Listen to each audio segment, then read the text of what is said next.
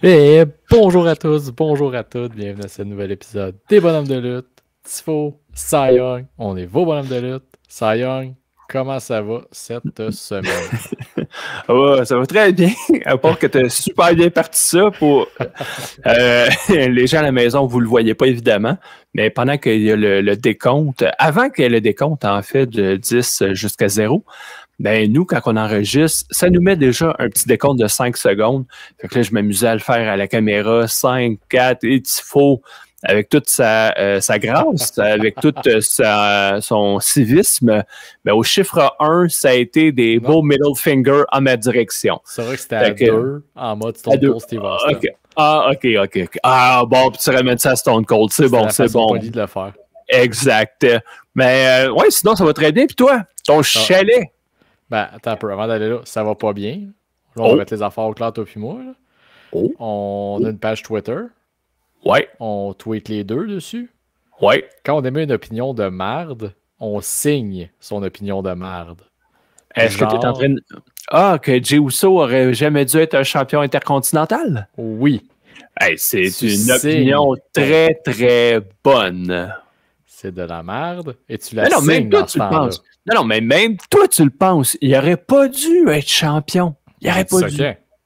Mais non, regarde, je le sais que tu le penses, c'est juste que tu n'oses pas le dire, mais il n'aurait jamais dû être champion. Ah non, c'est pas vrai. Ça a servi à l'histoire, ça marche, c'est parfait. Il y a juste les frustrés qui sont pas contents. Regarde. Je pense que c'est plus des jaloux, là, c'est des frustrés. Là. OK. Là, c'est une coche au-dessus. Et d'après moi, j'étais à ça de faire un call à Golden Grey qui traite de stupide loser. Là. Tu vas aller là. Tu vas aller là. Écoute, moi, utiliser le branding du podcast pour mettre une opinion controversée. Là.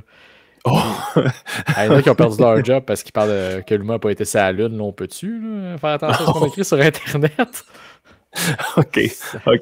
J'ai compris le message, mais ça va bien. J'ai hâte de te pogner dans le détour. Alors, ça va bien. Fait que, ouais, un petit chalet en fin de semaine, là. Fait que là, tes airless sont vides, là. De la banque. M'a être bien honnête, mon énergie aussi. Là, c'était pas mal plus rough que Boston. Là. De ce que je peux dire, le reste, c'est classifié secret défense. C'est ça. Ce qui se passe au chalet reste au chalet. Oui, à part une chose qui va venir dans mon enregistreur tantôt, mais ça, c'est une autre histoire. D'accord. Mais de toute façon, on va se dépêcher. On dirait qu'on est comme sur une ticking bomb. On a quelqu'un qui nous attend de l'autre côté du thème qui vient nous parler d'un bel événement qui a eu lieu le fin de semaine dernière.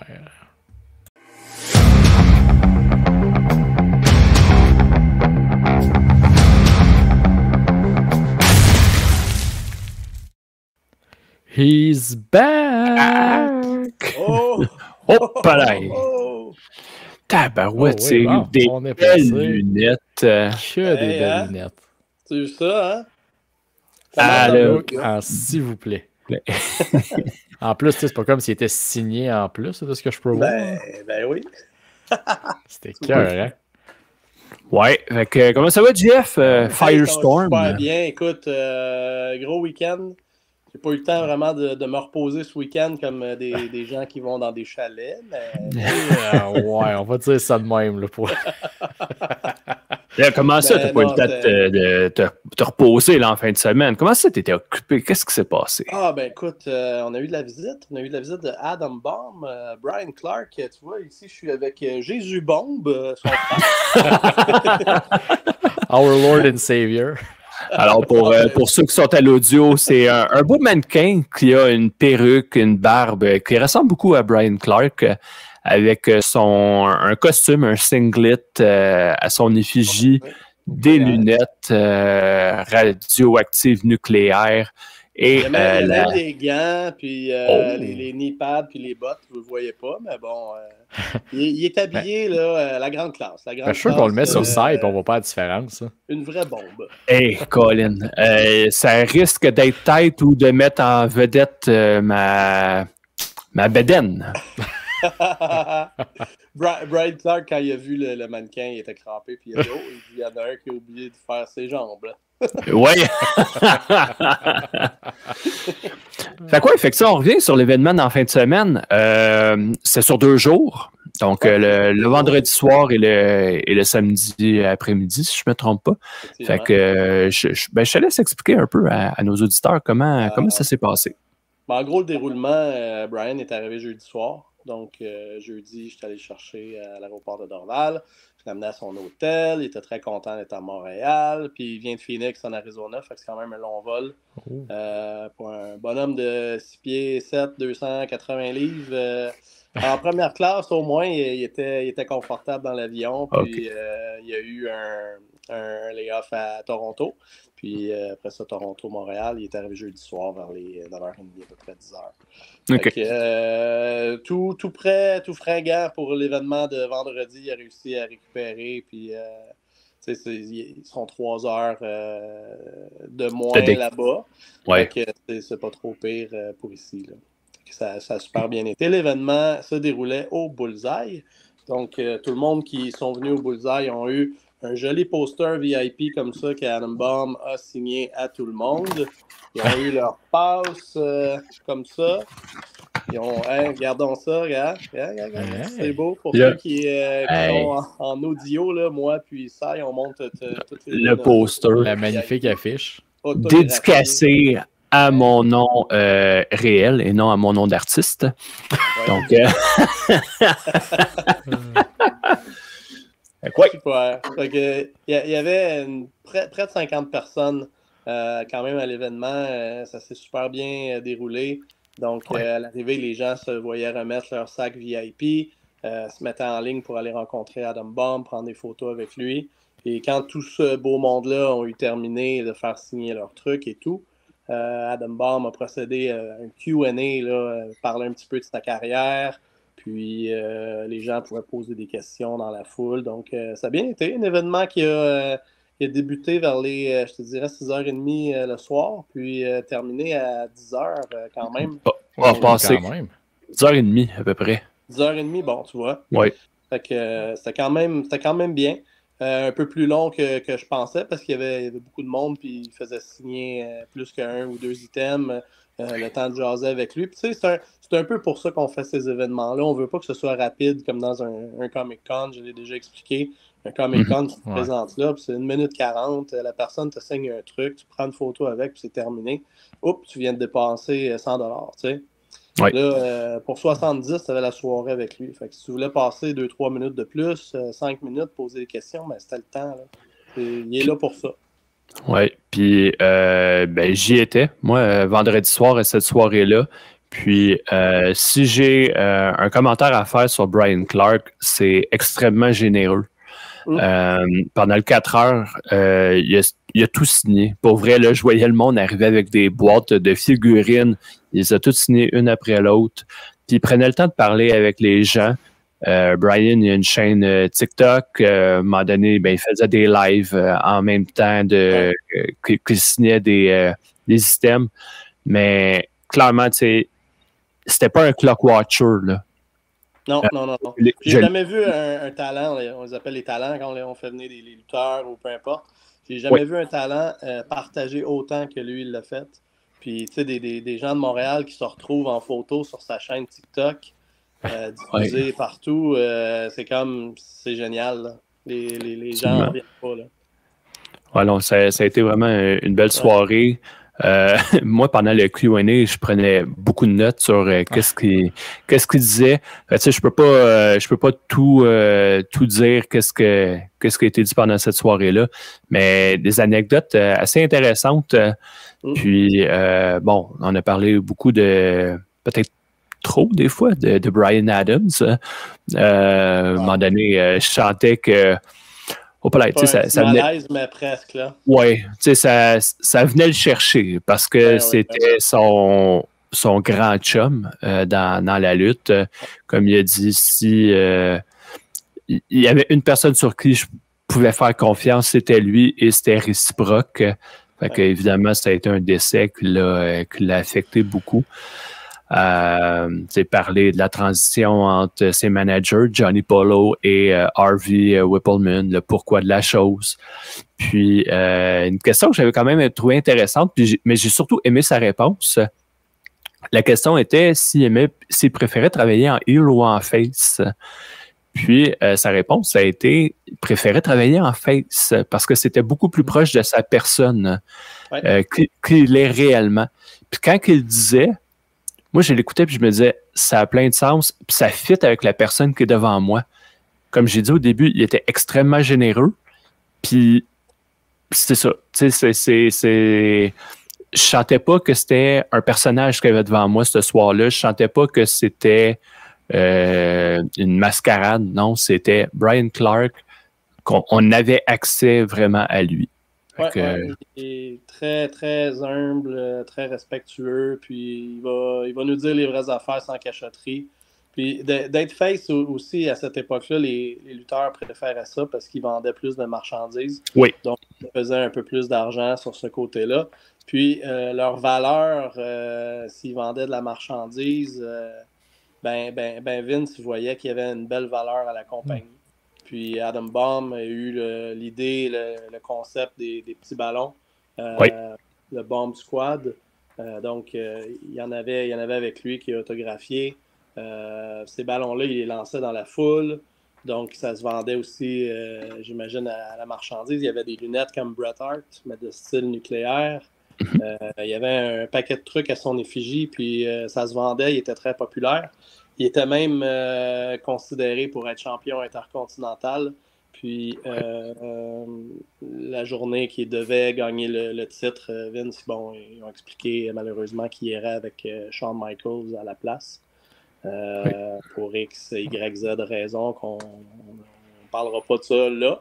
Mais bon, ça l'a attristé quand même parce que, point de vue des ventes, point de vue tout ça, il avait mis les efforts. Puis bon, après ça, il a quitté la WWF là, à l'époque. Oui.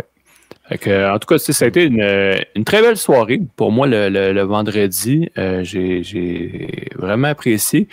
Puis j'ai eu la chance d'avoir, là pour les gens à l'audio, c'est sûr, ça va être plate pas mal. Mais on a deux peut-être comment je les place comme ça. Deux photos, en tout cas, de Adam Bomb du temps vraiment WWF. Donc, les deux sont autographiés. Tifo, tu pourras en choisir une des deux. Il y en a une qui va aller à toi. C'est très apprécié. Je me dis, je les garde-tu les deux pour moi? Non. Je vais être correct avec mon partner. Mais c'est moi qui te rente en début d'épisode. C'est ça. J'espère que tu fais le cheap. Puis, mais la pièce de résistance que j'ai ramenée de cette soirée-là, c'est une belle botte. La botte nucléaire. Avec la signature d'Adam Bomb. Je l'avais mis sur nos réseaux sociaux.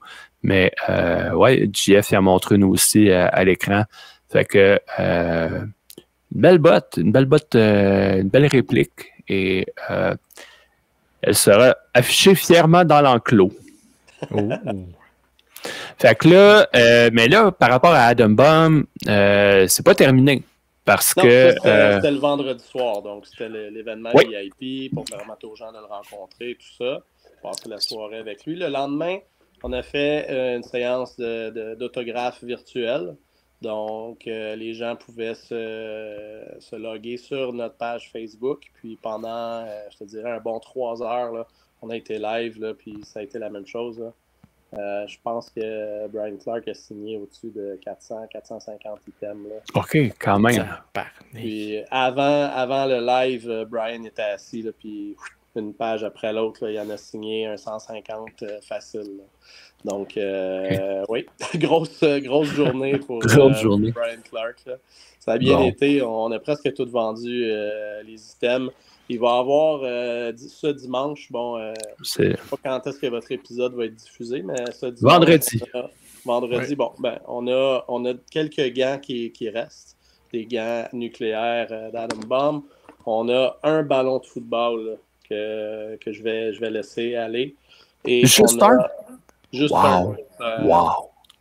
Puis on a 2 ou 3 lunettes nucléaires d'Adam Bomb aussi qui vont être mis à l'encan ce dimanche avec un poster ou deux. Puis c'est un peu ça. Donc moi, je les appelle les restants. Là. On peut dire. Si tous les restants de même, tout le monde en voudrait. Là. on peut dire que c'est des aftershocks. Ouais.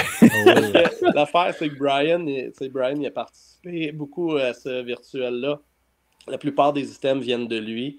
Donc, il a amené tout ça de chez lui en Arizona. Puis, il y avait 2 valises de stock à apporter. Puis, on a été chanceux parce qu'il y a une des 2 valises qui est restée à Toronto. Le fameux jeudi soir que j'étais allé le chercher. Puis, la valise est arrivée au Bullseye à 7h30 à peu près, là, pendant le VIP event. Là. Wow! Ouais, on a été super chanceux. On a eu les items juste à temps pour les gens qui faisaient signer des trucs. Puis en même temps, c'est des items qu'on avait besoin pour le lendemain aussi, pour le virtuel. Donc, tout a bien été en fin de compte. Mais bon, la valise, un peu moins bien été pour elle. Je peux elle est restée ici, la valise, parce qu'elle m'a gagné pas mal. Puis... bref, Adam Bomb, il a marqué dessus Total Destruction, Ground Zero. Il y a des trous dedans. Wow! OK, il y a des trous dans le plastique solide, là. Il a signé Adam Bomb. Adam Bomb was here. Il a même marqué Ground Zero dessus. Ouais, même craqué, là. Wow. Elle a eu bien de la misère, la valise, là. Mais au moins, elle s'est rendue à Elle s'est rendue. Hey, mais cool. Mais avant qu'on passe à un autre sujet, je suis juste curieux. Tu sais, la genèse qui a mené à avoir Adam Bomb à Montréal dans un événement LWA. Tu sais, comment ça s'est matérialisé tout ça? Je te dirais, tu sais, c'est un peu mes idées, tout ça. Puis on va avec les contacts qu'on peut avoir. Mais Adam Bomb, j'ai toujours aimé le personnage là, depuis que je suis jeune, tout ça. J'ai même un tatouage nucléaire sur le bras. Ben oui. Ça a été comme mon 2e tatou à vie. Là. Peu discret. C'est ça. Ça fitait avec mon personnage de lutte, Firestorm. Écoute, j'étais l'homme nucléaire. J'avais du feu sur un côté, le truc nucléaire de l'autre.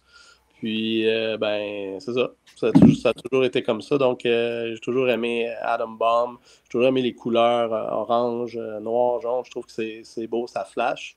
Puis, écoute, quand on a eu PCO ici avec Brick Crawford pour le signing de Double Trouble, on jasait, puis c'est là que j'ai dit à Pierre-Carl, j'ai dit, ouais, toi, Brian Clark, tu le connais bien, tout ça. Il a fait ni une ni deux. Il l'a appelé, puis il a dit, écoute, il a dit, LWA, faut que tu ailles là. Puis le lendemain, je pense que je parlais avec Brian Clark, ça a pris 4 minutes au téléphone, puis il acceptait de venir ici. Wow! Ouais. Je pense pas que c'est pour rien qu'il y a lui PCO son chum. On est assez des gars généreux de nature et des bons jacks. Là, je pense qu'on a mis la barre haute pour son arrivée ici. On avait des beaux items. On a eu de l'expérience aussi avec les Nasty Boys, les signings qu'on a fait. Fait qu'on n'était pas trop des débutants. Fait que ça a bien été. Puis il a beaucoup apprécié. Il a apprécié de voir qu'on était préparé aussi avec des singlets, des bottes, tout ça. Puis lui, c'est un gars qui est marketing, il aime la marchandise. Fait que on va faire affaire avec lui dans le futur pour des nouveaux singlets. On va avoir des singlets Adam Bomb avec le bleu.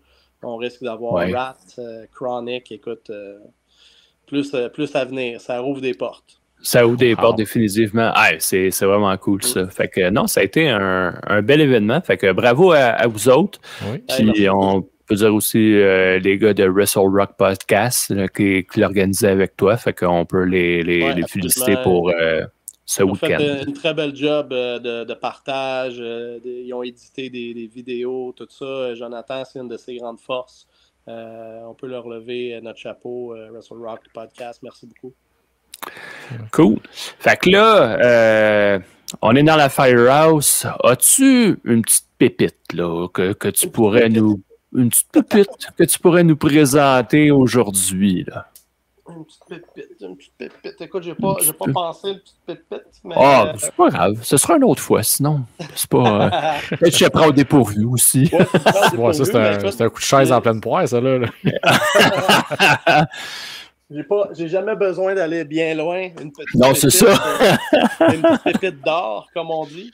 Regarde-moi cette belle ceinture-là. Wow! Oh, OK. Assez vintage. Est-ce que vous savez de quelle fédération cette ceinture-là vient? Aucune hostifie d'idée. La AWA? Oui, la AWA, bien joué. Bien joué. Donc, Ça va. c'est une ceinture qui a été signée de ce côté-ci par les High Flyers, Jumping Jim Brunzell et Greg Gagnon. Donc, ils ont eu cette ceinture-là. Mais Jim Brunzell, ça a été un des Killer Bees, Un ça, des par Killer après? Bees, effectivement. OK. Mais dans la AWA, il faisait équipe avec Greg Gagnon. Il était les High Flyers. Puis, de l'autre côté, on a Jesse Ventura. Oh! Donc, Jesse Monsieur le Ventura gouverneur. était champion avec Adrian Adonis dans la AWA. Donc, superbe ceinture. Ça va être la pépite d'or pour aujourd'hui. Elle est malade. Elle est pas trop intense. C'est pas comme la Big Gold Belt. Elle est super simple, mais vraiment belle. Ouais, Les gens iront voir l'audio, au visuel. Pour une ceinture réplique par équipe. Les ceintures par équipe ont toujours été historiquement un peu plus petites que le champion du monde qui veut une grosse ceinture symbolique. Ouais. Mais pour une ceinture par équipe, elle est assez lourde, je dirais. Non, elle look bien. Je ne la verrai pas en 2024, là, cette ceinture-là, par contre. Mais pour l'époque... On voit qu'elle a un look début années 80. Là. Oui, absolument. Mais c'est pas laid, par exemple. C'est ça, j'aime ça. J'aime ça. Hein. Oui. Non, des fois, comme tu dis, des fois, c'est too much, mais là, la simplicité. Tu parlais des Killer Bees, elle est ici en display sur un mannequin, juste le chest, là, un half mannequin, que c'est le chandail des Killer Bees original signé par Brian Blair et Jim Brunzell. Fait que la ceinture est comme dessus, là, sur le mannequin. Fait que j'aime beaucoup les Killer Bees. C'est ce qu'on peut en déduire. Oui, c'est ça. Cool. Hey, Tifo, as-tu d'autres questions toi, pour Firestorm cette semaine? Non, ben écoute, à moins que tu veux nous parler que dimanche, tu veux nous reparler dimanche, un petit... une petite plug. Écoute, dimanche, on est live, on appelle ça le Atom Bomb Aftershock, ou les restants en français. Donc, on fait toujours un recap de ce qui s'est passé. On va avoir une belle vidéo avec des photos d'un peu tout, l'événement VIP, le virtuel, le samedi, tout ça. Donc, ça va être de se remémorer le tout. Puis, en même temps, on va mettre à l'encan des items qui restent. Mais en plus de ça, le stock régulier, comme d'habitude. Là. DVD, chandail, figurines, un peu de tout. Là, Jax, Mattel, Hasbro, LGN. Donc, de tout pour tous les goûts, comme on dit. Absolument. Bon, merci d'être passé dans l'épisode cette semaine. Merci de ton temps. Et avant qu'on passe à l'enregistreur, nous, de notre côté, Jeff, je te laisse le mot de la fin. Oh! Boom! Yeah.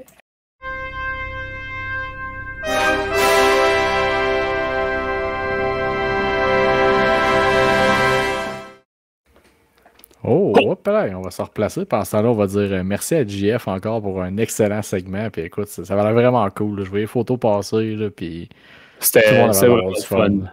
C'était vraiment le fun comme événement. Comme je l'ai dit tantôt, puis je le répète, extrêmement généreux, Brian Clark. Puis tu sais, Jeff, il en a parlé rapidement, l'aspect créatif. C'est justement lui. Ouais, quand il a viré face, c'est lui qui est allé voir Vince pour proposer des designs de t-shirts et de marchandises. Fait que, encore aujourd'hui, sur Pro Wrestling Tees, il y a pas mal de stock à son effigie. Pour eux, puis on le voyait, ces photos vraiment, qu'il avait l'air content d'être là. Tu voyais les photos, il avait l'air. Tu sais, c'était pas comme il venait collecter son chèque, peu importe, vendre de la merch. Non, il était là par passion pour le monde. Puis, et puis le nombre de fois sa photo. Là. Mais c'est ça, puis le nombre de fois qu'il nous a dit hey, thanks for coming. Hey, merci à toi d'avoir fait le voyage puis d'être venu à notre rencontre. Tu sais. De Phoenix, on s'entend. Ouais. C'est pas parti de Verdun. Là. Oh non, pas du tout. Fait que, notre enregistreur, on est rendu là. Je commence ou tu y vas? Ouais, vas-y. OK, bon, j'y vais d'abord. Ben, je commence avec mon MVP. Cette semaine, pour ceux qui ne le reconnaissent pas, c'est Leon Slater, un lutteur de TNA Impact. En fait, c'est cette semaine, jeudi dernier, il a fait un combat contre Mike Bailey. C'était le premier combat que je voyais, le premier combat complet que je voyais de Slater. C'est le kid là, qui fait un Swanton 450. Pour ceux qui ne le replaçaient pas. Fait que premier combat que je voyais complet de sa part, un super bon combat avec Speedball. Tu vas me dire qu'avec Speedball, c'est dur de faire un combat de merde. Tu as raison. Mais encore faut-il que tu sois capable de le suivre. Puis Slater, il l'a fait. Il l'a bien fait. Fait que j'avais lu du bien de ce combat-là. Je me suis dit, bon, OK, je vais le regarder. Puis c'était bien efficace. Ensuite, fait que là, je vais en ordre chronologique. SmackDown. Les débuts de Motor City Machine Guns. Et je les ai pas encore vus. Avec la fin de semaine, j'ai pas le temps de voir le vidéo de leur arrivée. Mais je vais m'arranger pour aller le voir parce qu'ils vont avoir un pop et pop, j'imagine. Pas tant. C'est ça l'affaire. Pas tant. T'sais, mon commentaire, c'est correct sans plus. T'sais, ça n'a pas levé. Ça, même les moves qu'ils ont fait, on dirait que c'était correct. Là, ils ont sorti une séquence classique, mais je sais pas. On dirait que je m'attendais à plus. Laissons-leur la chance de trouver leur repère avec le premier SmackDown, on s'entend. Avec les lutteurs de la E, mais c'était correct. Pretty Deadly, il était dans un triple threat. J'ai hâte qu'on fasse de quoi, qu'il y ait de l'allure avec eux autres, autre que d'être un comedy act. Parce que c'est un bon comedy act, mais c'est des bons lutteurs aussi, puis ils sont le fun, puis il y a de quoi à faire avec eux autres. Là. Oui, c'est des heels classiques qui vont tricher, puis tout, pis c'est correct, là, ça n'en prend.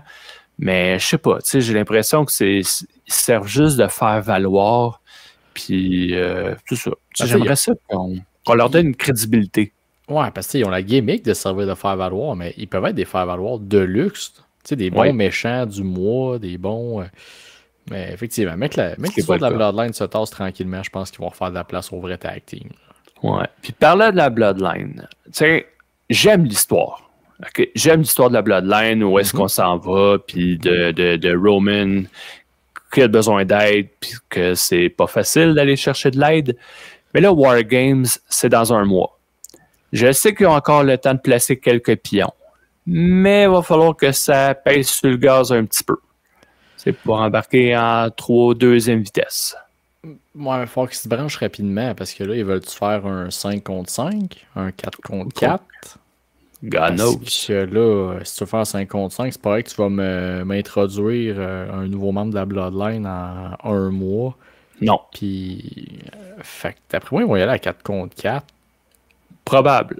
Mais tu sais, peu importe que ce soit 4 contre 4, 5 contre 5, faut juste que ça débloque un peu, là. Ouais.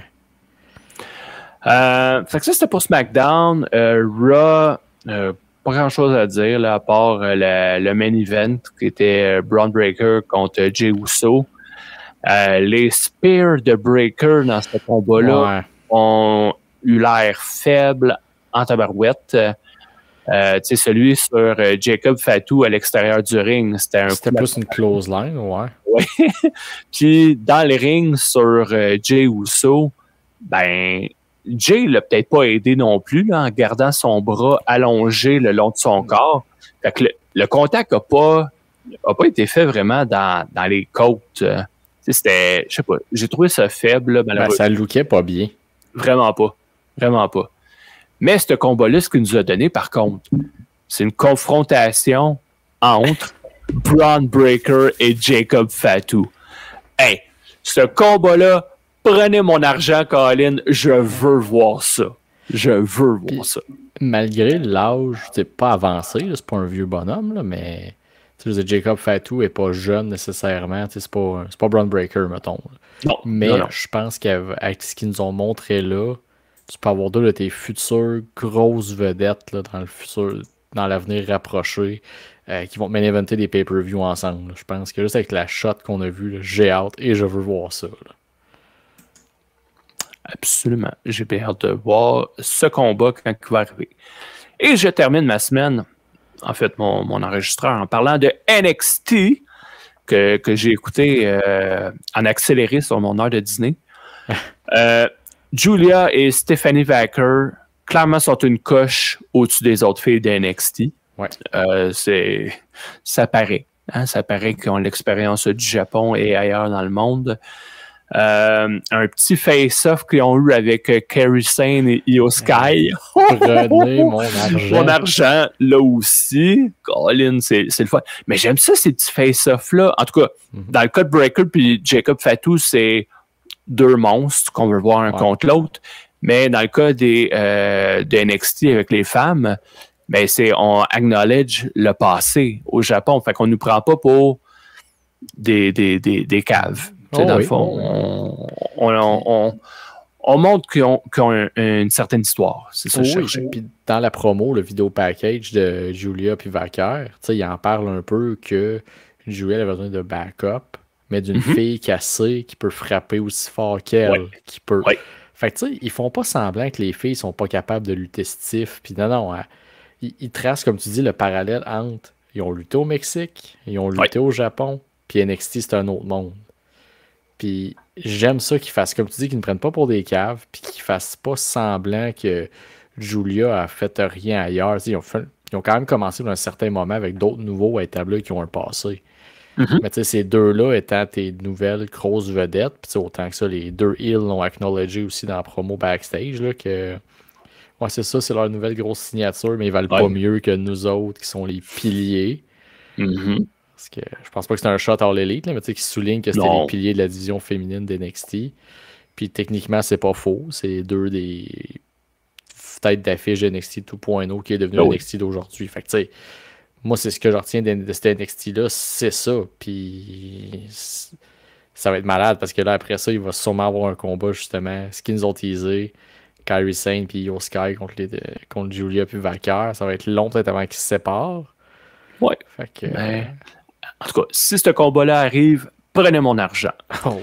Puis mon dernier commentaire, c'est le hype qu'il y a pour Zarya. Ouais. Elle lookait en tabaslac à la fin du show quand elle est arrivée avec l'écran tout blanc, avec la lumière. Elle qui est au beau milieu de ça. Le spotlight est juste sur elle. My God, qu'elle lookait. Et là, j'ai hâte de voir Halloween avec. Puis c'est con, mais le fuck-up de le show, il a fini à 10h pile. Il n'y a pas eu d'overrun. Fait que ça a comme juste coupé pendant qu'elle arrivait. Puis je trouve que ça donnait un petit quelque chose de... C'est pas la Bray Wyatt, mais un genre de gros plan sur sa face. Ça coupe là, ça finit. Soyez là à Halloween avec. Ça a fait un cliffhanger. C'était pas voulu, mais c'était parfait. Ouais. Fait que ça, c'est ce que j'avais dans l'enregistreur cette semaine. On parle pas de Dynamite parce que on enregistre et ça joue présentement parce que secret de coulisses, on est mercredi aujourd'hui. Ouh, il est 9h07. On brise le kayfabe. Ouais. Fait que toi, dans ton enregistreur, qu'est-ce qu'il y avait cette semaine? Ben, c'est ça. J'ai pas pu écouter SmackDown. Fait que, puis en fin de semaine, j'ai évidemment pas eu le temps non plus d'écouter le show de Maple Leaf Wrestling que je voulais écouter. Ouais.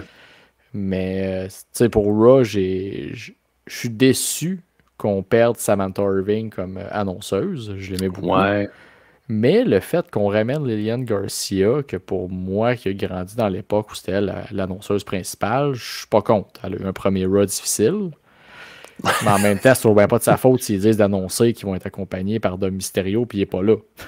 C'est sûr. C'est sûr que c'est pas... elle a pas eu le plus facile, mais regarde, ça va se replacer, là, je veux dire.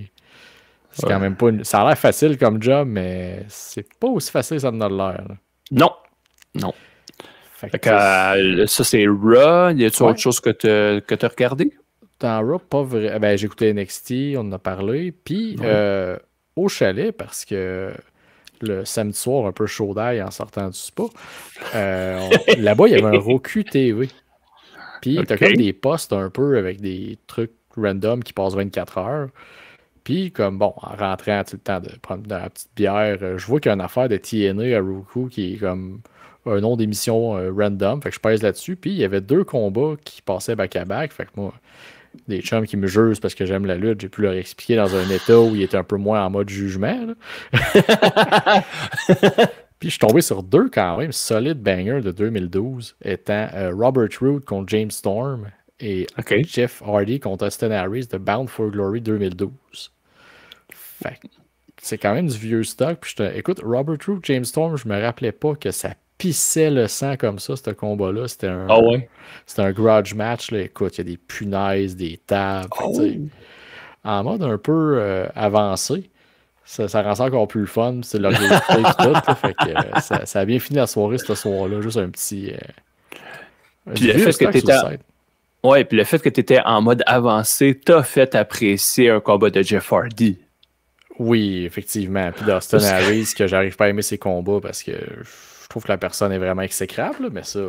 Ah, ça, oui. Ça, c'est pas l'être le plus facile, là.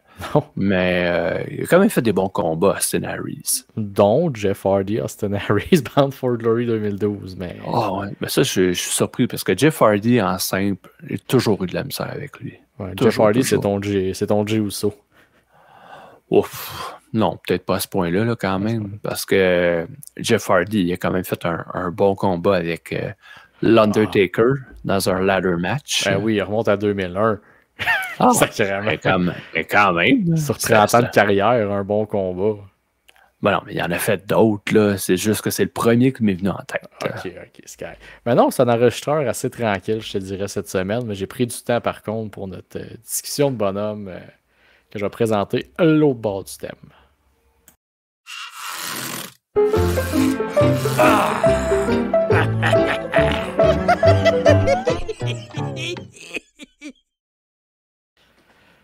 Bon, j'espère que tu es prêt parce que là, je me rappelais pas si je l'avais dit sur le podcast ou je t'en avais parlé avant qu'on enregistre. Mais la semaine passée, j'ai traité Shelton Benjamin de Never Was. Oui. Donc, petite traduction pour ceux qui connaissent pas trop le concept, c'est quelqu'un qui a juste jamais été à son potentiel qu'il aurait dû, sans nécessairement être un bust. T'sais, il a été là, il a eu sa run, il a eu sa job, mais il a jamais comme pogné le step de plus là, qui fait que t'es une vraie vedette dans le monde de la lutte, là, un main event player.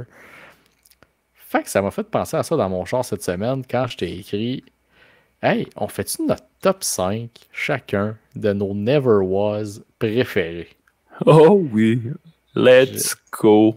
Je me suis senti vraiment inspiré par ça. J'étais très content quand j'y ai pensé. Mais c'est une bonne idée de sujet. C'est une bonne idée parce que tu sais, des Never Was, il y en a une couple. Puis là, on parle pas de prospects. Hein? On s'entend.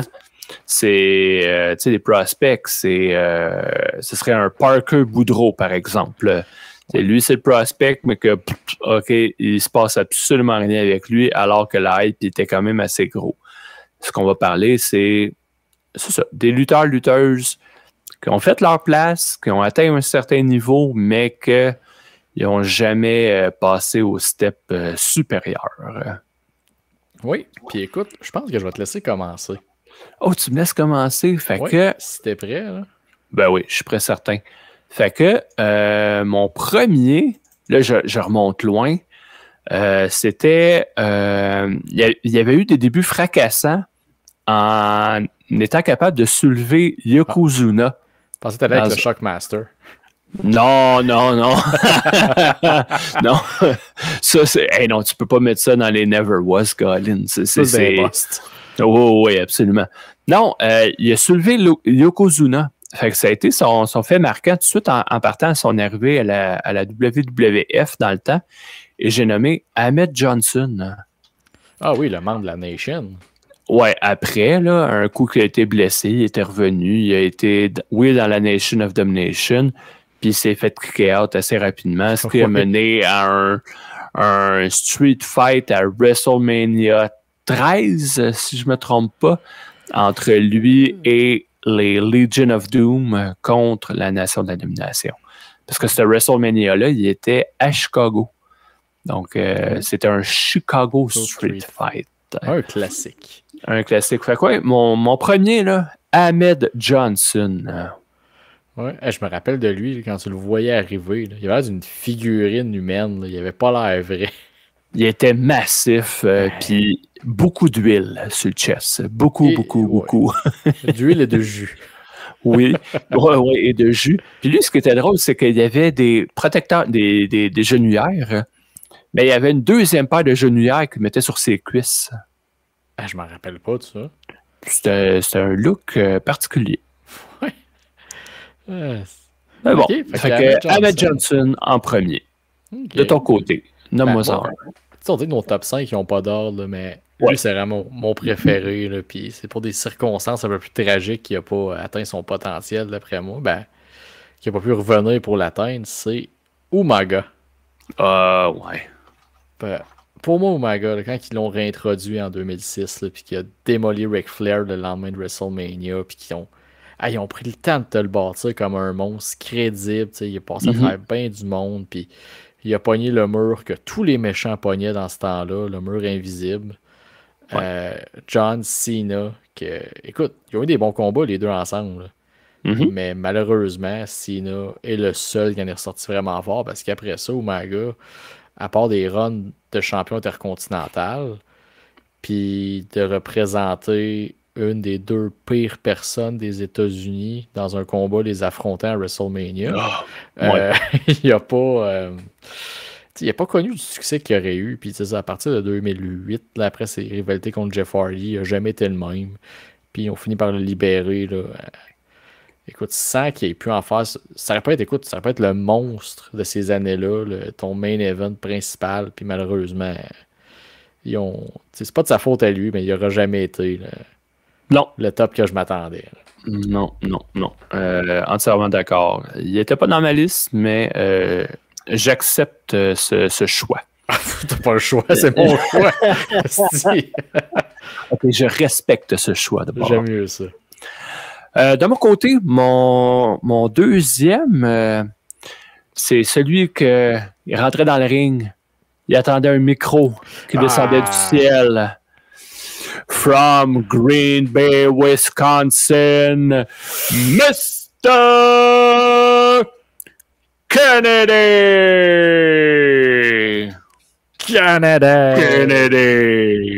Hey, j'y ai pensé en plus. Il a failli faire mes mentions en arabe. Mais non, tu sais, lui, c'est un... Colin, il y avait une belle place sur la carte, mais pour des raisons que j'ignore, je pense qu'il avait peut-être échoué à un wellness policy, un wellness test à un moment donné. En tout cas. Mais peu importe, tu sais, quand que ça aurait dû être lui, le fils illégitime de McMahon, que ça a été Hornswoggle à la place. Tu sais, tout ça, ça a fait que, OK, on ne pourra pas aller plus loin avec toi, malheureusement. Et c'est ça. Beau potentiel, belle place, mais ça n'a jamais levé plus haut. Ce qui l'a vraiment tué ses chances de push, c'est qu'il s'est fait un ennemi un petit peu puissant dans le backstage qui s'appelle Randy Orton. Ah, je me souvenais pas de ça. Ouais, il y a un combat qui a passé proche de le blesser ou de quoi, puis Orton l'a jamais pris, puis il a jamais pardonné. Fait que là, bon. Ça fait qu'Orton, il y a un certain ami qui s'appelle Paul. Fait que Paul est assez bien placé pour empêcher des gens de réussir. Un petit peu, oui, hein? Un petit peu. Écoute, oui, j'aimais beaucoup Mr. Kennedy, moi aussi, à l'époque. Ton deuxième qui fait partie de ta liste de 5. Oui, un lutteur multigénérationnel, le fils d'un Hall of Famer. Tout le monde a un prix dans la vie, hein. Mais lui, il n'en avait juste pas de prix. Ted DiBiase Jr. Ouais. Écoute, j'ai trippé la première seconde, je l'ai vu, j'étais comme, nice, ok, le fils de Ted DiBiase, il arrive, let's go. Le combat avec Cody Rhodes, en fait, où il a rejoint Cody Rhodes en trahissant Hardcore Holly.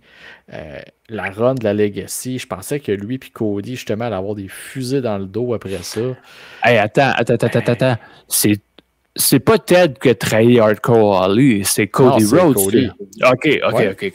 La façon dont tu l'avais dit, je pensais que tu disais que c'était DiBiase qui avait trahi Hardcore Holly.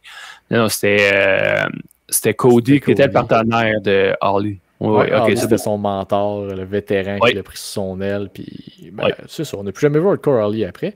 Ça s'est fini là.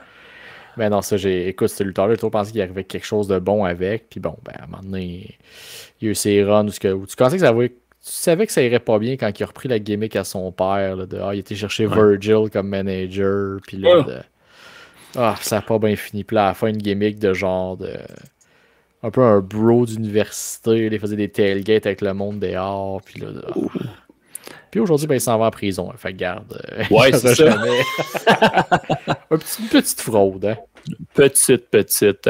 Hey, mais c'est le fun que tu parles de Hardcore Holly parce que il n'est pas dans ma liste de 5, mais il est dans mes mentions honorables. Parce que ça en est un aussi là, que il me semble qu'il aurait pu se taper plus haut, mais finalement, ça n'a pas fonctionné. Moi, de mon côté, le troisième que je te nomme, ça a parti en feu. Tu sais, quand même, avec une histoire, excuse-moi, avec la fille du boss. Puis là, on a déjà parlé. On parle de Test.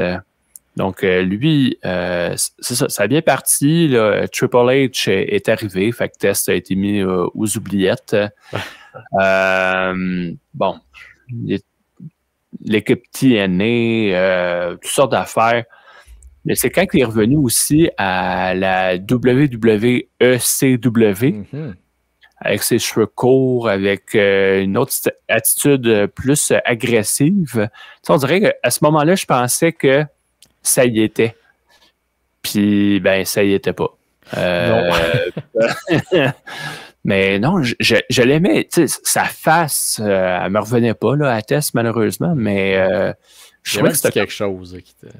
Oh, il y avait quelque chose qui m'achalait, mais bon, regarde, on ne commencera pas à critiquer le physique, mais... non, je pense qu'il y avait quelque chose qui t'intéressait quand même dans son style. Puis dans son... Oui, absolument. Puis, il avait sorti à un moment donné le TKO, c'était rendu son finisher. Je trouvais que ça lookait bien avec lui, parce que c'était quand même un gars fort, fait qu'il était capable de soulever ses adversaires, les twister, puis bien dropper avec eux. Bref. Test, je l'aimais bien, mais malheureusement, ça n'a pas levé, comme on dit. Non, mais pendant que tu parlais de juste faire une petite slide sur une de mes mentions honorables, là, pendant que tu parles de la WWECW, j'avais Snitsky, qui a vécu un peu le même... Écoute, je n'étais pas un méga fan de Snitsky, mais encore une fois, un monstre qui aurait pu fonctionner à son retour à WWECW. Il était revenu rasé, plus de poils d'en face, plus rien, il avait l'air d'un gros monstre dégueulasse. Fait que tu sais, j'étais comme, ils vont-tu faire de quoi avec?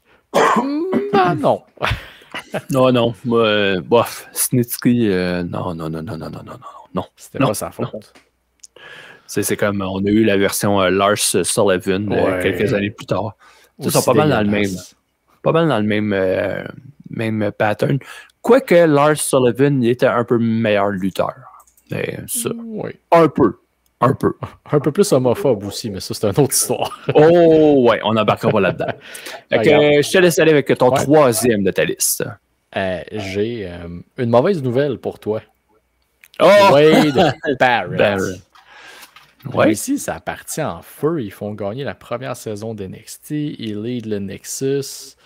Puis là, en disant ça, je me vois qu'il y a un pattern dans mes gars qui n'ont jamais réussi à passer le plafond. Il a frappé le mur John Cena, lui, ici. Qu'après ça a été très un heel de milieu de carte. Ils ont essayé avec le core. Ça a été un flop sur toute la ligne, là, je veux dire. Ça... Te souviens-tu qui était dans le core? Ben oui. Justin Gabriel, puis Gabriel, Heath Slater, la version 2010 de Ahmed Johnson, puis Ezekiel Jackson. Oh boy, oui. Ils ont fait le même type de booking, le gros monstre, puis c'est aussi le dernier champion ECW, mais ça... Ouais. Puis il y avait évidemment Wade Barrett. C'est vrai, c'est vrai. Groupe qui ont fait perdre à WrestleMania contre l'équipe Jobber en plus. Fait que c'est là qu'ils ont vraiment tué le corps. Puis après Wade Barrett, ça a juste été du niaisage de Banyus Barrett, King Barrett, la League of Nations. Ouais, puis à un moment donné, Wade Barrett était revenu d'une blessure, je crois, ou de je ne sais trop. Puis il avait changé son finisher. Au lieu d'être le Wasteland, c'était rendu comme le Bullhammer. Ouais. Son espèce de coup de coude. Je trouvais que ça lookait, mais il n'y avait pas d'histoire autour de lui. Fait que c'est comme mort dans l'œuf. C'est un peu l'histoire de Wade Barrett. Là. Il manquait un petit peu d'histoire autour du personnage.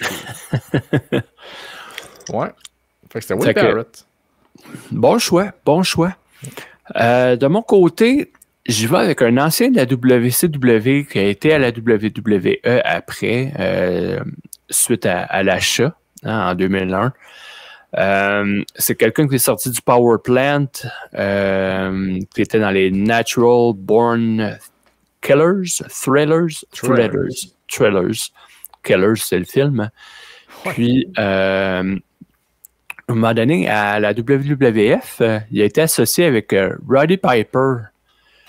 Je te parle de Sean O'Haire. Ouais, c'est ça, OK. Sean O'Haire, j'ai toujours adoré son look. Le gars, il était grand, il était massif, agile dans un ring. Il te faisait un Swanton Bomb à rendre Jeff Hardy jaloux. Non, mais pour vrai, il avait une belle impulsion. Il lookait vraiment bien.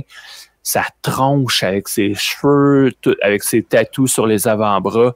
Bref, le gars, je le trouvais vraiment... Il lookait vraiment bien. J'ai pas d'autres mots. Puis malheureusement, ça s'est jamais concrétisé.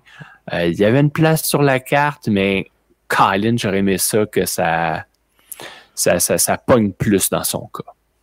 Ouais, j'ai vu passer dans des listes justement de... Lui, c'était vraiment dans des listes de boss qu'il mettait. Là, OK. En même temps, je veux dire, il arrivait de la Power Plant. Là. C'était pas eux autres qui ont la plus grosse moyenne au bâton au niveau création de talent non plus. Là, mais... Non, mais tu sais, lui, il était plus haut qu'un prospect. Là, pour moi, il avait quand même fait sa place. Il avait eu des championnats par équipe. Puis c'est ça. Mais... puis il a eu sa place dans au moins deux jeux, je pense, de la WWE dans le temps. Au moins dans Here Comes the Pain, je me rappelle, je le jouais souvent, mais... Ça, c'est un indicatif que tu n'es pas juste un prospect, tu as été dans un jeu vidéo de la E. D'habitude, il coupait les prospects. Il faisait pas ça, c'est sûr. Je te passe le palais à ton tour de m'en sortir. Ben écoute, j'en ai un qui a... Écoute, il a été champion du monde, mais de la merde, c'était pas un vrai règne. Mark Henry. Ouais. OK. Il a eu sa run Hall of Pain à la fin de sa carrière. Ouais. Mais il a jamais été... Écoute, dans le coin de 2005, 2006, c'est là qu'il aurait dû être comme dans le top de la carte. Il a eu ses rivalités avec l'Undertaker, avec Kurt Angle, mais ils n'ont jamais pesé sur le petit plus qui fait que c'est un régulier dans le top de la carte. Il a été se perdre dans des histoires de tag team avec MVP. Puis là, je parle après sa période de Sexual Chocolate, puis ces niaiseries-là, mais sa période vraiment de Mark Henry, le World's Strongest Man. Puis écoute, il never was, mais tu sais, un peu à la Shelton Benjamin, il a toujours eu sa place, il a lutté sur des WrestleMania, il a eu son importance, mais pour moi, Mark Henry, là, il était pas grand-chose d'être un vrai main event. Mais malheureusement, il n'a jamais eu le vrai respect, autre qu'une fausse run à la fin où le titre champion mondial valait un titre US, mettons, quand ils ont donné. Là. OK. Je trouve qu'il... Puis j'étais limite à le mettre, parce que je me disais, il a quand même eu une grosse carrière, Mark Henry. Mais il n'a jamais été placé au top de l'échiquier, là, selon moi, comme il aurait dû. Fait qu'il était sa ligne, mettons. Là. OK. C'est ton choix. Je suis pas d'accord. Mais regarde, on n'est pas là pour débattre pendant 20 heures. Fait que... pas cette semaine. Non, pas cette semaine. Fait que je comprends tes points, mais moi, il n'aurait même pas été dans les mentions honorables. Là. Je pense que c'est pas un Never Was Mark Henry. OK. Mon dernier. Beaucoup de monde, d'après moi, ne s'en rappelleront pas de ce lutteur. Il y avait un gros hype en Europe sur lui, très, très, très...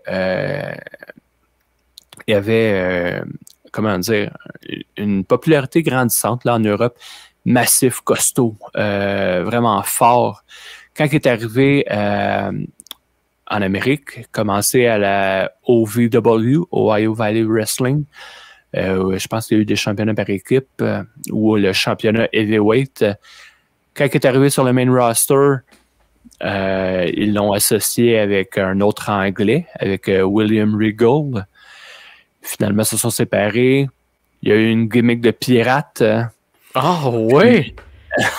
Tu été là? Je suis allé là. Puis ensuite, après la gimmick de pirate, il a été avec sa sœur, qui n'est pas sa vraie sœur. Mais je parle de Paul Burchill. Ah ouais! Un lutteur que j'adorais le look, lui aussi. Il n'y a pas eu de championnat à la WWF. Il n'y a pas eu de championnat solo ni en équipe. Comme je dis, c'est vraiment dans le club école de Ohio Valley Wrestling qu'il y en a eu. Mais le gars, avec son passé en Europe, le bagage qu'il avait, je veux dire, ses exploits, là, c'est peut-être pas le bon mot, mais ce qu'il a fait en Europe, c'était un très bon lutteur. Mais quand il est arrivé à la WWF, il a été perdu dans l'eau et je trouve ça terriblement dommage parce que ce gars-là avait un très gros potentiel. Puis quand ils l'ont ramené à la fin avec sa sœur, entre guillemets, son surnom c'était The Ripper. Ouais. Et là, j'avais vraiment un espoir que on va en faire une machine à tuer. Puis Colin de Bin, ben c'est pas arrivé. Fait que ça a été ma déception. Il est juste devenu pas la bitch, ce serait méchant de dire ça, mais oui, la bitch, au GM de Raw, William Regal. Oui. Puis il a perdu une rivalité contre CM Punk, puis après, disparu. Ciao, bye. Fait que, je suis allé là dans mes Never Was, Paul Burchill. Tu vois, c'est un que j'ai toujours aimé, puis j'ai même pas pensé à le mettre. Je trouvais que son finish où il pognait le gars en espèce de rock bottom, puis il faisait un backflip avec, là. Hey, ça lookait, là. Un standing Spanish fly, dans le fond. Ou simplement, mais je trouvais que il l'avait bien, ça lookait, puis très bon choix, je suis quasiment jaloux. Ah, c'est toi le jaloux à Star. Yes! Oui. Oui, monsieur. Si mon 5e choix n'était pas aussi glorieux. OK.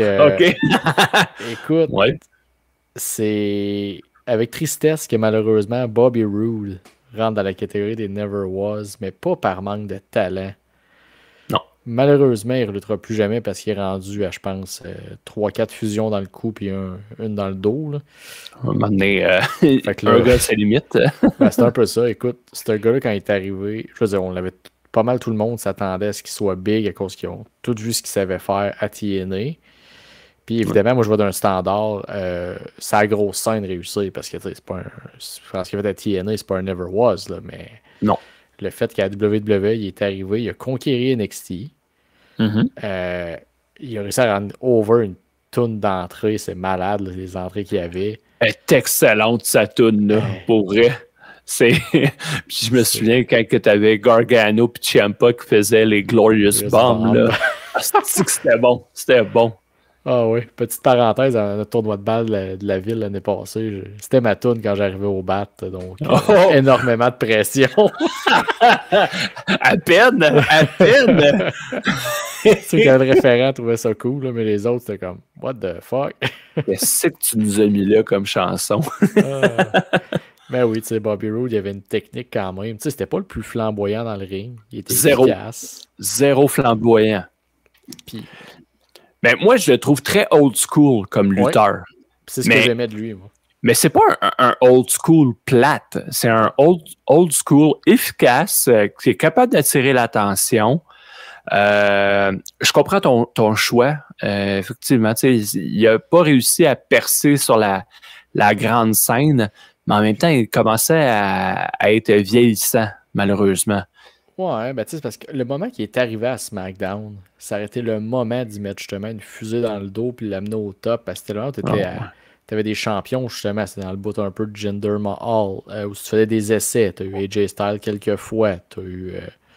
Fait que, tu sais, c'était The Land of the Opportunity, c'était SmackDown. Fait que, tu sais, ça aurait été le moment de se donner vraiment un push là, au top, mais évidemment, ils l'ont fait arriver face, puis il s'est perdu un peu dans la carte à cause de tout ça. Oh, oui. Puis, tu sais, il y a eu ses runs, il s'est fait picher dans des tag teams à pu finir là, avec Dolph Ziggler, ou ce qui était les chums à pas Wade Barrett, à King Corbin, ou ce qui versait de la bouffe à chien sur Roman Reigns. Ouais. Il y a eu ces moments où il a été pris dans des cochonneries. Mais écoute, pour moi, Bobby Roode, c'est un never was, mais qui n'aurait pas dû. Je peux comprendre. Hey, pour finir cette discussion, je te lance des mentions honorables, OK? Très rapidement, Rapid Fire. J'en ai moi avec, vas-y. On a parlé de Hardcore Holly, ça c'en était un. Matt Morgan. Oui. Glacier, du côté de la WCW. Lance Storm. Oui. John Morrison. Oui, ça, on en était parlé en privé. C'est pour ça que je ne l'avais pas mis parce que. Puis, ouais, je ne l'ai pas mis parce qu'il est encore actif. Fait que théoriquement, il y a encore une chance de ne pas être un Ever Was, mais d'être un To Be ou whatever. C'est pour ça, moi, Dolph Ziggler n'est pas là non plus. Fait qu'on s'entend que ça n'arrivera pas de toute façon. Puis le dernier, c'était Miro. Ouais. Tu sais, Colin, j'aimerais donc ça que lui, ça marche à quelque part, mais ça marche pas. Non, malheureusement. On verra peut-être qu'il va revenir à WWE puis faire de quoi de bon. Ouais, j'ai perdu. On va y souhaiter, mais il ne sera jamais champion du monde. Jamais. Tu sais, moi, il m'en reste 3 rapides là, que je vais shooter. Là. Il y en a un qu'on a déjà parlé, je pense, ensemble. Te rappelles-tu de Marcus Corvan? Ben oui! L'ancien Monty Brown. Le Pounce! Ça rentrait ça dans les rings à 6 côtés. Je ne l'ai pas mis parce que il était comme ça à la limite un peu. C'est pas un boss, c'est parce que c'est des raisons personnelles qui fait qu'il a fallu qu'il quitte la lutte. Ouais. Mais écoute, j'ai tellement trippé sur lui puis j'avais tellement d'espoir là, pour sa run. J'ai aussi c'est pas un vrai français, là, mais René Dupré. Oui. Oh, excellent choix. Choix. Vois-tu, je l'aime plus que Mark Henry, lui, dans tes choix. C'est parce que lui-ci, c'est pas loin du.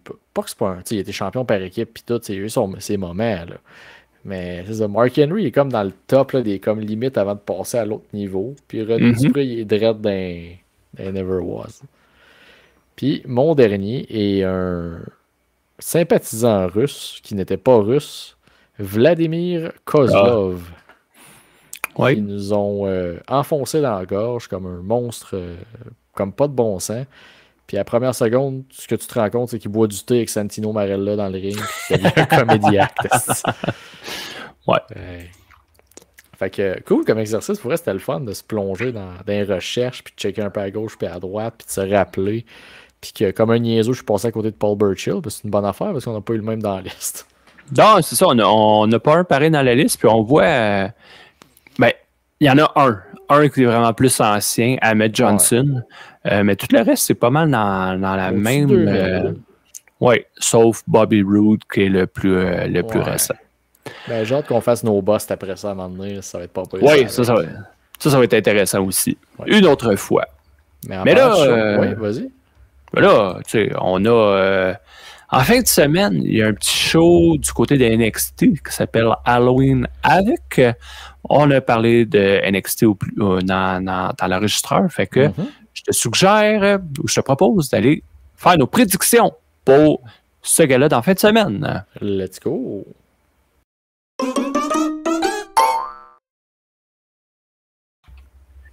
Et là, je suis un peu traumatisé. J'avais peur qu'il repop une affaire avec un thème comme un review de pay-per-view où il y a une insulte qui m'attend à l'autre bord du rideau. Là. Non. Pour les prédictions, c'est le jingle classique. Fait que. Bol, on peut-tu pas placer pareil que ça? On est très différents, mon cher Tifo. Donc, Halloween Havoc en fin de semaine, il y a 5 combats qui ont été annoncés pour l'instant. On s'éternisera pas là, sur chacun des combats, mais on va quand même dire nos prédictions pour chacun d'eux. Fait que 5 combats, Peut-être un 6e, on ne sait pas, là, avec Zarya. Je ne sais pas comment est-ce qu'elle va être impliquée dans la carte, mais c'est sûr qu'elle est là. C'est sûr qu'elle est là. Ah, c'est sûr, certain. Fait que sinon, il ne l'aurait pas mis en fin de show hier, mardi. Donc, comme j'ai dit, 5 combats. Un premier combat, un combat d'ambulance entre André Chase et Ridge Holland. Moi, j'ai dit André Chase, tu as dit la même chose. Moi avec. C'est un combat fait pour les faces. Hein. En plein ça. Deuxième combat, c'est un Spinner's Choice match. Aucune idée qu'est-ce que ça va être. Bref, c'est pour le titre féminin nord-américain. Kelani Jordan qui va défendre son titre contre une des membres de Fatal Influence. Oui. Donc, moi, de mon côté. Tu avec le choix facile, hein? Tu as pris 3 choix au lieu d'1. En plein ça, mais je suis allé avec les probabilités. Non, mais je vais avec Fatal Influence parce qu'il faut qu'il se passe de quoi avec eux autres. Là. À un moment donné, ça commence à tourner en rond, à être des jobbers de luxe un peu. Là, fait que ce serait le fun qu'il se passe de quoi avec ce groupe-là. Oh, oui, puis surtout que ça risque d'être, mettons, une Fallon Henley qui risque de partir avec le titre. Là, fait que ça pourrait être pas pire. Moi, j'ai mis Kelani parce qu'il semble vouloir la builder comme une championne mid-card crédible. Aussi. Mais, on verra. Je suis pas j'aime beaucoup les lutteuses, mais je suis pas investi dans le combat tant que ça. Pas en tout. Prochain combat, c'est pour le championnat nord-américain du côté des hommes. Cette fois-ci, Tony D'Angelo qui va se battre contre Obafemi dans un Tables, Ladders and Scares match. Et la particularité, c'est que pour gagner le combat, il faut que ce soit un pinfall. Mm-hmm. Donc, moi, je vais avec Tony D'Angelo qui conserve son titre. Je vois pas... tu sais, Obafemi, oui, ce serait le fun qu'il ait la ceinture, mais d'après moi, il va monter plus haut. Là. Ben, moi, c'est plus que la ceinture, c'est parce qu'il faut prendre 2 pins de suite. Ça, je suis moins à l'aise. Je comprends que c'est pas tous les pins qui font mal, mais dans la situation d'Obafemi, j'ai comme pas le goût de le voir perdre 2 fois contre Tony D'Angelo, qui aura pas sa famille avec lui. Non. Ouais, mais tu sais, en plus, Tony D'Angelo, il a regardé sa famille se faire détruire sous ses yeux à NXT cette semaine. Fait qu'on dirait que j'ai encore le 50-50 booking là, un peu en tête. Ça, c'est des PTSD qui sont durs à effacer de Vince, là, des affaires de même. Là. Oui. Anyway, je pense que ça va quand même être un bon combat. Là, j'ai hâte de voir ça. Va droit. Ça devrait être assez brutal, surtout avec Obafemi. Ensuite, on a un Devil's Playground match, un autre mot pour dire Street Fighter, Hardcore, name it. D'Halloween. Ouais, c'est ça. C'est juste qu'on utilise la thématique d'Halloween. Ça va être pour le championnat NXT du côté des hommes. Trick Williams qui défend son titre contre Ethan Page. Moi, j'ai dit Ethan Page qui reprenait le titre. Et toi, tu dis que c'est Trick Williams qui le conserve. Oui, un peu à l'inverse de... Tu sais, si j'ai mis Obafemi qui prend son titre, je m'arrange au moins que mon champion principal garde le sien, pour faire un double switch en soirée. Là. Ben, c'est ça. Moi... Toi, c'est un peu l'inverse. Ben, c'est ça. Moi, je me disais, Tony D'Angelo va conserver. Fait qu'il faut qu'il y ait un changement de titre, à part celui des femmes. Fait que c'est pour ça que j'ai mis Ethan Page. Puis Trick Williams, ben, on verra bien qu'est-ce qui se passe avec lui. Il regarde. Peut-être. Hey, mais cette semaine, là, je trouvais que Trick Williams il ressemblait un peu trop à Swerve. Avec son manteau de fourrure triple XL. Là. Je trouvais qu'il faisait trop Swerve cette semaine. Ouais, c'est sûr que Swerve, c'est notre seul exemple dans le monde de la lutte là, de gars qui s'habillent de même. Mais on les voit souvent dans la NFL, les gars avec leur gros jacket de poêle. C'est sûr. Mais oui, effectivement, quand tu as le contraste face à face, c'est pas l'idéal. Non. Et je sais pas si ça va être un main event, mais en tout cas, pour moi, ça le serait. C'est Roxanne Perez et Cora Jade contre Julia et Stephanie Vacker. Donc là-dessus, on est pas mal unanime. Julia et Stephanie qui vont l'emporter, selon nous. Ouais. Et je m'attends à ce que ce soit un bon combat. Ouais. Le maillon faible, peut-être, c'est Cora Jade. C'est parce qu'il revient d'une blessure, à moins que je me trompe, elle n'a pas lutté depuis qu'il est revenu. C'est son premier combat. Fait. Peut-être des house shows ou whatever. Ouais, c'est ça, mais devant la caméra, puis tout. Non. Ça va être la première fois. Fait que j'ai hâte de voir comment est-ce qu'elle va être capable de suivre le rythme des 3 autres. Mais non, pour moi, c'est le combat qui m'intéresse le plus dans cette soirée-là. Ouais. Mais Parce pour que le reste, c'est t'as quand même 2 rematchs qu'on a déjà vus sur d'autres stipulations. Puis Andrew Chase, ouais. ben. Ouais, c'est ce que c'est, là. C'est ça. Rien d'intéressant. Non. Fait que ça, c'est dimanche soir, Halloween avec du côté de NXT. Effectivement. Puis écoute, avant de conclure, par contre, j'ai un petit challenge pour toi, l'autre bord du thème. J'ai un petit devine le lutteur avec une nouvelle gimmick qui t'attend.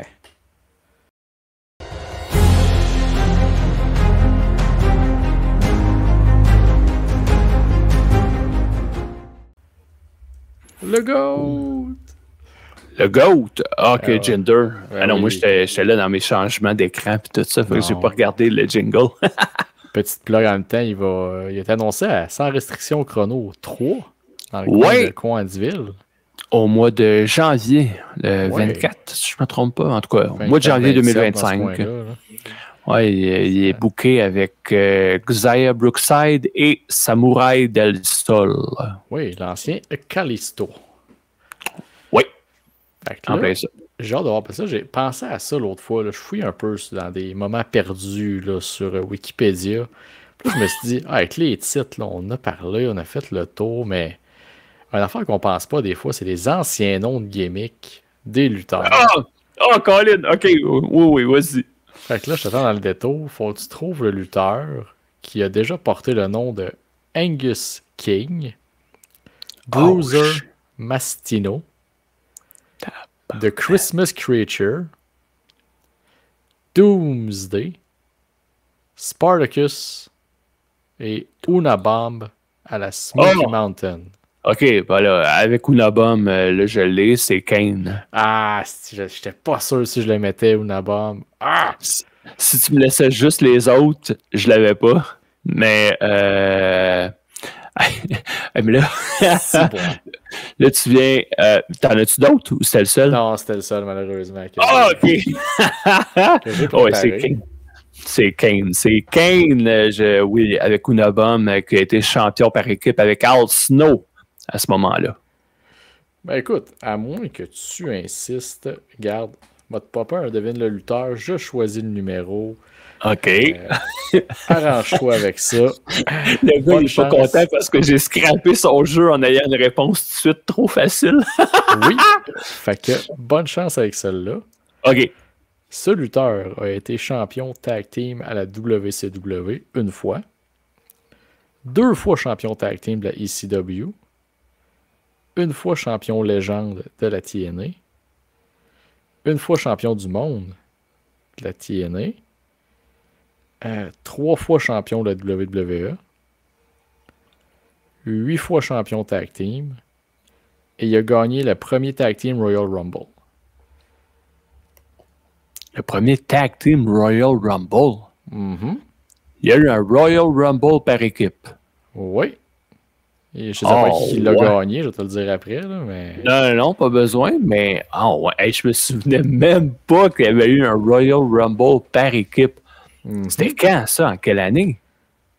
J'ai pas noté l'année, je vais te le rechercher pendant que tu cherches. Là. OK. Aïe. 3 fois champion WWE, 8 fois champion par équipe, champion Legend à TNA. Il a été 2 fois champion par équipe à WCW, t'as dit? Non, à la ECW, 2 fois. 2 fois à la ECW, 1 fois à... Oh, God! Qu'est-ce que tu m'as sorti là, toi? 3 et 8, puis 8 fois champion par équipe. Non, c'est pas Steve Austin. Ça va peut-être brûler un peu, peut-être t'aider à donner un petit indice, là, mais le Tag Team Royal Rumble a eu lieu le 15 juin 1998 à Raw. OK. Tu vois-tu les yeux de chevreuil là, que j'ai? J'ai aucune idée. Aïe. Un Tag Team Royal Rumble à Raw. Wow! Mais tu sais, moi te refocusé pour t'aider un peu. Là. Dis-toi qui a été à WCW, à la ECW, à la TNA, puis à la WWE. C'est pas Steve Austin, c'est Mankind, Cactus Jack, Mick Foley, 8 fois champion par équipe, 3 fois champion WWE, ça fit. Champion tag team à WCW, je peux pas dire avec qui il l'a été. Champion Legend, oui, il a été champion Legend à TNA.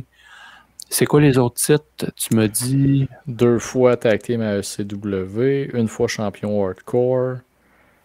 Le fameux premier tag team Rumble. Ok, ben c'est Mick Foley. C'était Mick Foley. Mais écoute, j'ai aucun souvenir du Royal Rumble Tag Team. Ouais, il l'a gagné avec Kane. Boy. C'est-tu avec qui a été champion par équipe à WCW? Si tu me donnes 2 secondes, mais aller chercher là, ça fait de l'excellent. C'est bon pour les auditeurs, ça fait de la bonne radio. Ben oui, écoute, parce que Mick Foley, il n'y a pas une méga run à WCW, mais il a été quand même... Non, mais il y a eu des astifies de combat là, contre Vader, entre autres. Ça a été violent. Parce que là, légende aussi à la TNA, ça je m'en souviens parce que je pense qu'il avait gagné contre Kevin Nash ou le contraire, en tout cas, peu importe. C'est avec Kevin Sullivan qui a été champion tag team à la WCW. Ça a du sens. Ça a du sens. Ouais, ça a du sens. Je peux pas dire que j'ai vu le combat, que j'ai vu des combats de ces deux-là ensemble, mais pour avoir lu quelques fois, oui. Il était un peu dans... T'en parles à ton micro. Oui, j'ai sacré un coup dessus. Non, les deux, ils étaient pas mal dans le même stable, là, dans le même clan, ou en tout cas, ils tournaient autour l'un de l'autre. Effectivement. Avec Mick Foley. Ouais. Puis écoute, juste faire une dernière petite plug en finissant le show, que samedi soir, à Québec, c'est le gala Ravage d'Halloween de la Generation Next. C'est vrai. Donc, pour ceux qui sont dans le coin, là, écoute, je pense que ça vaut la peine d'aller voir ça. C'est quand même du bon talent, c'est le fun. D'après moi, il est peut-être sûrement disponible sur YouTube à confirmer, là, pour ceux qui ne peuvent pas se déplacer. D'habitude, Generation Next, ils essayent de les mettre sur YouTube. Seulement. Fait que si vous voulez votre petite dose d'Halloween là, avant la vraie Halloween la semaine prochaine. Sinon, samedi, c'est Bound for Glory. Tabarouette. Je recommence. Bound for Glory. De la TNA. De la TNA. Le nom. Oui. Fait que je sais pas trop c'est quoi la carte. Là. Je pense qu'il y a Nick Nemeth contre Joe Hendry pour le titre principal. Non. Il y en a un deuxième combat. Oui. Speedball Mike Bailey contre El Hijo del Vikingo. Oh, bravo. Ça risque d'être quelque chose. Pour vrai, je pense que j'ai beau triper sur Joe Hendry. Là. Ça va être mon combat à regarder cette carte-là. Je pense que oui. Puis aucunement le chauviniste québécois, là, c'est vraiment Speedball fait de la magie, puis El Hijo, de ce que je me rappelle de lui. Il en fait, s'il vous plaît, de la magie. Là, fait que... Ouais, ben Vikingo, il est moins... je trouve que les histoires dans les rings, il les raconte moins bien. C'est plus... C'est insultant, là, mais c'est un spot monkey un peu. Là. Oui. Versus Bailey, que oui, il est capable de faire des spots, capable d'être spectaculaire, mais il est foutrement capable de raconter une histoire dans un ring de lutte. Fait que non, Speedball, c'est ça, il n'y a pas de chauvinisme. Là. Le gars, Colin, il est capable de faire une salade avec un tas de marde. Non, mais... oui, c'est le cas. C'est un artiste du ring. Bret Hart, tu disais que c'était un artiste, là, ben, Speedball est dans le lignée. Il est, oui, très, très, très, très bon dans un ring. Fait qu'une autre fin de semaine de lutte avant l'Halloween, écoute, je pense qu'on manquera pas de stock à se mettre sous la dent. Non. On parle-tu de notre épisode de la semaine prochaine? Ah, vas-y donc. OK, fait que la semaine prochaine, habituellement, on enregistre le jeudi. C'est l'Halloween, ayant des enfants, ben, guess what? On va se promener dans les rues. Fait que, on va enregistrer notre épisode lundi. C'est ça, je me souviens plus de la date par cœur. Et dans cet épisode-là, ben, ça va être à thématique Halloween. Donc, on va parler de Halloween Havoc, qu'on va écouter ce dimanche. On va avoir un classique des bonhommes, un combat qui a eu lieu à Halloween Havoc 91. Fait que, à vous de faire vos recherches et de guesser quel combat qu'on va parler. Et on aura un quiz et un autre jeu à thématique Halloween. Ça, c'est notre épisode de la semaine prochaine, mais qui sortira seulement... C'est ça, c'est ça, exceptionnellement disponible le jeudi. On va sortir une journée plus tôt pour sortir la journée de l'Halloween pour que, en vous préparant, en préparant vos enfants, vous ayez du bon contenu lutte d'Halloween à vous mettre sous la dent là, un peu. Là. Absolument. Entre 2, 3, 4 format collation. Toi, t'es-tu plus... c'est quoi ta barre préférée de chocolat? C'est pas mal Coffee Crips. Je suis un gars de café, moi, fait que je suis plate de même. C'était du Kit Kat, là. Moi, c'est la Kit Kat. Okay, la Kit Kat crunchy, en plus. Ouais. C'est pas celle que tu coupes morceau par morceau. Non, celle que c'est une barre, là. Ben, sinon, il y a la Hershey au chocolat blanc, mais là, c'est parce qu'on passe ce débat-là. Là, on pourrait parler longtemps de barre de chocolat.